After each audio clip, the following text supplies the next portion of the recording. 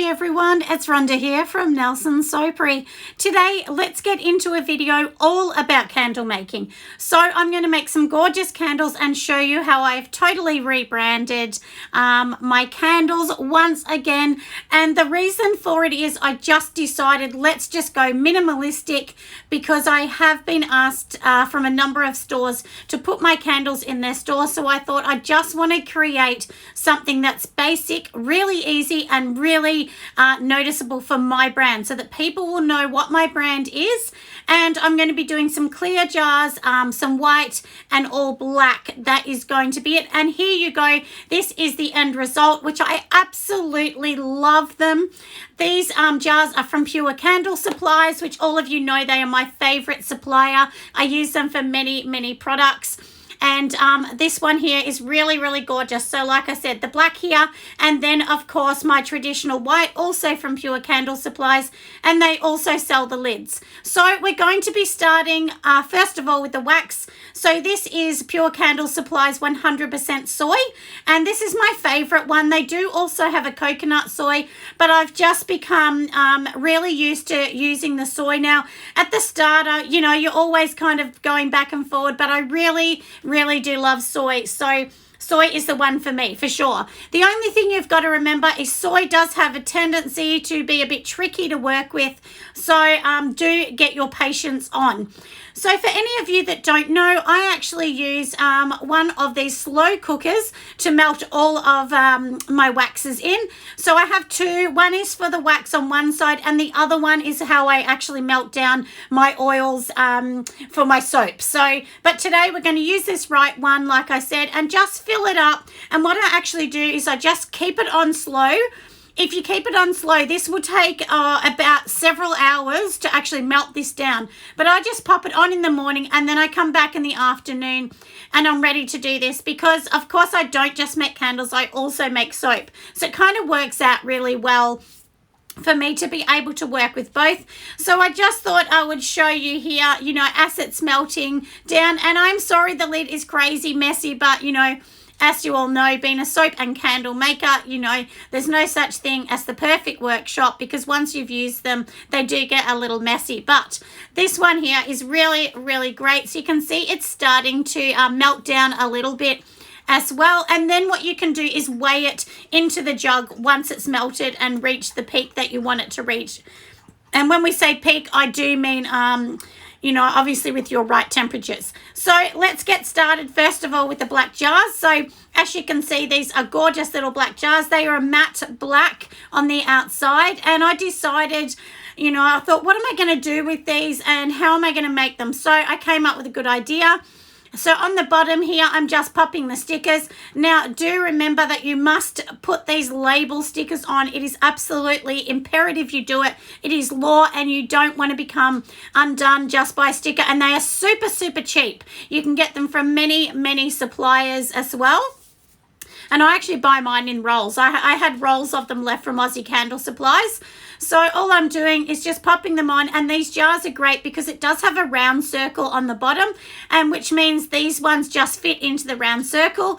If you have a different label that you want to put on, you know, you may have your own, then of course just measure it up and just make sure that it fits on the bottom perfectly. So these jars do come in boxes, in large boxes. You can buy them in smaller quantities, but obviously if you're going to be doing wholesale or selling lots of them, you want to be buying them in box. It's much cheaper. And if you go onto Pure Candle Supplies, you will see that there's different tiers of purchasing your candle jars, and you get bigger discounts depending on, you know, how many you're buying. So the more you buy, of course, the more discount you get, which makes sense, doesn't it? So, and then of course I thought I'd show you these. These are the matte black lids that I've also got from Pure Candle Supplies, and they are really nice. They're so much nicer than the really glossed up looking ones. And the glossed ones, which I did have at the start, they do look a little cheap, which I've got from a different supplier. So I'm really glad that they've got the matte. And then I also got my stickers all printed. I decided to print these on Vistaprint, and this is the biggest sticker that you can get. So with Vistaprint, you can get them on rolls or sheets. So these are the sheet ones. The sheet ones are much cheaper. And the great thing is the dye does not run off, which I actually love. And just remember, if you were going to print these yourself with the heavy black on the background, it would just be really, really expensive in ink. So I decided just to pay the money and get them done, and I'm really super duper happy with them. And I did design all of my things on Canva first. I just used the free version now. I did have the paid version, but I haven't upgraded that. And then the same thing with my stickers that I've done here. This is my own design. So what I decided to do is do my main square, and the main square will say, you know, all the things that it needs to say, you know, what it is, the scent, you know, the weight of it, my details, and so on. And then down the side, which you'll see the writing, that actually is a bit of a warning and a description on it to keep it nice and simple so people know exactly what they've got to do. And it also covers you with the legals. So that's why I decided to do that on my labels, and my labels that I am using here as well. I think they are 10.2 centimeters wide. So now here is the wooden wicks I'm using. Now, if you're using wooden wicks on this jar, you can either use a 22 Pro wick or you can use a 24 Pro wick. I do suggest that you actually wipe out all of your jars. I just spray some little rubbing alcohol or isopropyl onto some paper towel, and then I just clean them out. Because if you don't, sometimes the little sticky bits will not actually stick to the bottom, and then the wick can actually move, which has happened to me in the past when you actually pour your wax in. So do make sure they're set down really tight. I do not suggest that you dip them in wax and then stick them that way, because when the wax gets hot, then of course it will move. And I've seen a lot of people talking about doing that. So I do suggest that you use appropriate candle stickums or the glue, whichever is appropriate. But I just didn't want to use glue because I thought that added a little bit of a toxic or, you know, kind of glue kind of thing. I just thought, look, I'll just keep with the foam kind of little stick-on dots that I use, which are made for candles. So just trying to keep them as natural as I can. I mean, all sticky bits are not natural, I know that, but anyway, that's just how I promote myself, to try not to add additives. And I also thought I'd talk about this. I don't put additives in any of my things as well. Lots of people ask me, do I do that? No, I don't. I know soy can have frosting and all that really pesty issue, but honestly, I just leave it. And I really don't try and fight with it. I tell everyone it's totally natural. If it gets frosting on it, that means it's a natural product. And it's the easiest way you can tell that this is natural soy and that I'm not trying to add any additives to overcast that. So that's kind of some way you can get around it. I know it can make colors a little bit ugly, but you just got to deal with it. The biggest thing that I've noticed is if it gets kind of hot and cold and hot and so on, that's when you'll get the frosting more, especially in the environment wherever you keep your candles. So if you're doing them at room temperature and then all of a sudden it gets to like 10 degrees or 7 degrees overnight, that's when I notice the frosting definitely coming on them more. So if you can try and have a temperature that's even, it's definitely better. But in my studio where I work, I can't really do that because it's a studio and I'm not going to leave the heater on all night or the air conditioner. So anyway, but that's the way I do mine. So all we're going to do now is, like I said, just literally organize all your wicks before you even start mixing all your fragrances and oils or waxes.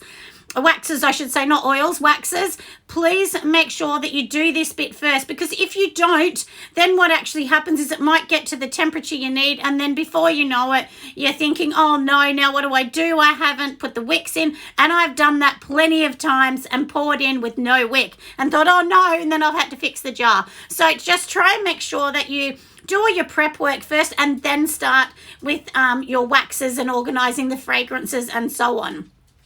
As we go along, I will tell you the all the temperatures that I'm using. I'm in Australia, so do remember we do not use Fahrenheit here. It's Celsius. So when I talk about this, it is Celsius. So we're going to be doing salted caramel as well. I get my salted caramel from Aroma. This is the one fragrance that I really do like from Aroma. It's really strong. You don't need a lot. I use 9.5% fragrance load. You can use 10%. Sometimes I'll use 9%, but generally about 9.5%. And do remember, when you're going up to 10%, if you put just a little bit too much, then you have a problem. And the reason you're going to have a problem as well is if you put too much, then what can happen is the fragrance can actually go to the top once it's all solidified, and then you can't use it because it's dangerous and it could be flammable. So as you can see here, this is what my temperature is. It's at 45 degrees of my wax. And I thought I would show you that on my infrared temperature gauge, because this is when I pour mine. So with Pure Candle Supplies 100% soy, it likes to be poured at a very, very low temperature. And I know that you can't probably see very well here because it kind of can be a little bit tricky to see. But when I actually pour mine in, I'm pouring this several centimeters away from the wick. I've noticed when you pour really close to the wick, that's when sometimes you can get the sinkholes. That's definitely the one thing that I've noticed. So I would definitely say try and, you know, just pour it a little bit away from the wick, not directly on the wick or around it. And I do know what the weights of these are, but I do say measure them. I do actually have a line that I've drawn on the inside of some of mine with the little grey lead. So I do know where the line is to make the weight, but then I will also measure these as well. And these are 400 grams. So usually I'll make about, you know, 404 or 405 grams just to be over. I'm never ever under with mine. And then I do know I'm going to put a little bit of a top on these, a little bit of fancy top a bit later on, because all of mine do have some sort of element on them. I never keep them plain because I just can't help myself. And I think, oh no, let's just make something amazing. Another thing is, if you're a new candle maker, I really suggest that you don't put the stickers on to last. I mean, I put my stickers on because I know that I'm pretty careful with pouring. But if you're new and you think you might make a mistake, don't put them on because you could ruin the sticker. And, you know, whether you're paying $1, $2, or you're printing at home, still a sticker you don't want to have to replace if you don't have to. So, yeah, so maybe put them on a little bit later after you've cleaned up the jars if you think you may make a mistake. But like I said, I just thought I would do, you know, 4 or 5 of these in black, and then I'll do 4 or 5 in white. And they're exactly the same scent, but I thought some people want black and some people want white. I've had a lot of people request black for their husbands, or, you know, or even some ladies that really like that matte black look. So then people have been requesting it. So I thought, how about I do a couple different scents with a black jar. I definitely will not be doing everything with the black jar, but there's just a couple scents that I will do black. I'll also be bringing out my leatherwood, which is my take on sandalwood and aged leather. And I will actually bring that one out at a later date as well in the black. But these ones, we'll leave them and let them do their little bit. And look how gorgeous these are. I thought, look, I've just got to add this little clip in to show you how beautiful they are. And I really wanted you to see the end of the blacks. So this little bit that I poured on the top, this is just a little bit of dye in the wax, and I've just poured it around the top to make it look like gooey caramel.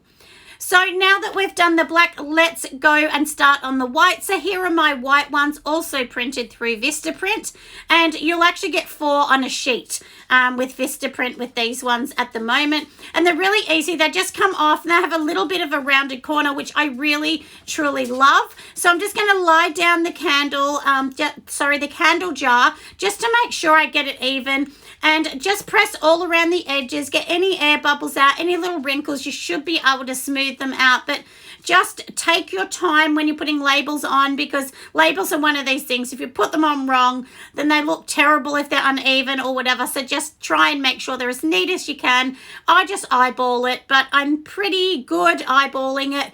But, you know, if you're a bit nervous to do that, you could also just put a little dot and grey lead or something that you can take off later on, just to give you an idea of where you're going to pop it on. While we're putting on the stickers here, I thought let's go through a couple things to make a successful candle. So many people that have made candles will realize they're not as easy as it looks. I know when we're all watching them on YouTube or TV or any craft show, you sort of think, oh, look how easy that is. You just pour it in the jar and then bam, it's all done. But it's really not that easy as well. There is lots of testing, lots of things that can go wrong, and it can be extremely frustrating. So to start with, let's go through a couple of things that I've noticed with the 100% soy that I use from Pure Candle Supplies. So with this particular soy, It's a little different to a lot of ones. 464 is a different temperature. So do remember, I'm talking solely about the one I get from Pure Candle Supplies because they're all different. So for this one here, we're going to heat this around to 70 degrees. Like I said, this is Celsius, not Fahrenheit. And, you know, that's the temperature that you need to get it up to, or just to your melting point. Then what I do is I let it get down to around the 55 or 50 degrees. And that's when I'm going to be adding in my fragrance load. As I said earlier, I use about 9 to 9.5%. That is the fragrance load I use. But do check each fragrance because every fragrance is different. And don't think I'm just going to put extra in to make it smell even better, because often that doesn't work. And then what happens is you're going to have the big issue of the fragrance that can bead on top of the wax once it solidifies and goes hard. So it's definitely not a good idea to just keep adding more because the soy cannot hold it. Basically what's happening is in it is you've got the soy molecules and they've got to attach themselves to the fragrance, and then the fragrance has to sort of be sucked up within that molecule. And if there's too much, anything that can't be sucked up or joined to it, what happens is it just pushes itself to the top of the wax. And then of course that's a bit dangerous to use because it is flammable. So that's exactly what you got to think about, all those things. And now the thing that I was talking about before with my temperatures, so when I actually pour it into the jar, and, you know, remember we've already done our fragrance and we've mixed it and it's all beautiful. Make sure you mix it for 1 to 2 minutes with this particular wax. And then we are going to pour it in anything from 45 to 48 degrees, like I said, Celsius. But I do mine around 45 and it will just start to get cloudy, and that's the perfect time to pour. So these are a few little things that I thought might be handy to let you know. And here I thought I would show you. This is me taking my photos. So you can do anything for photos. I have actually ordered a new vinyl sheet to go in the background, but this is literally just my tissue paper. So you can even use a colored tissue paper, a piece of fabric, anything you can use as a backdrop behind it. You just want that really nice backdrop. And then what I'm going to do, of course, is take some photos, and then they will be on my social media and then of course on my website to sell the product, because you need to show the product. People want to see what it is they're buying, and there's no good taking a terrible photo because you will not get sales. So that's all a part of selling and making candles. So I hope this video has been super duper helpful. If you feel that it has, make sure you give me a massive thumbs up and say a big hi. I'd love to hear from you on the comments. See you next time. Bye for now.